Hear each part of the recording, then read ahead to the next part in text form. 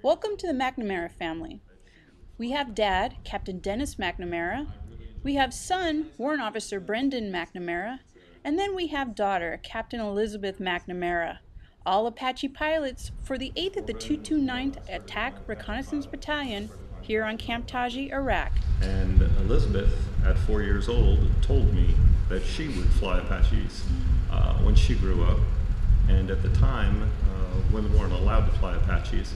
So I encouraged her, but I didn't really think that would happen. Most 4-year-olds don't pick their career. So, but she stuck with it, and here we are. Brendan wasn't as interested when he was young, but about 15, 16 started looking at it. Son Brendan got to know firsthand what it's like to have an instructor pilot for a dad while in flight school. Yeah, 20-year pilot, so instructing people, so you come from Fort Rucker and sometimes some of the AIPs can be a little more rough. He was the Santa Claus though. It was funny. I was expecting someone to be like, on you the whole time. What are you doing flying over there? Get over here. I told you to do this. Why aren't you doing this? So he was really laid back and totally different way of teaching. It was really relaxed. But I think of them as my children when we're talking.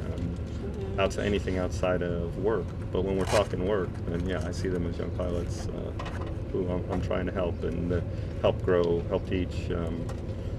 My son was saying yesterday that because the guy was asking him how tough is it having your father here, and he said, well, actually, it's kind of nice because I have someone I can go to who has all this experience, and I already have a good relationship with, so I can ask him questions, and and we talk probably 50% of our talk is just talk about missions. Actually, the first time he saw me fly was probably with him, because he never saw me come down to Rucker at all, or came down to Rucker while we did anything down there. So I think that was probably first time was our first flight together, actually.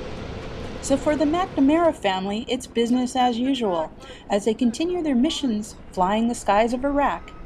But when all is said and done, they will always have each other and their memories together of their deployment downrange.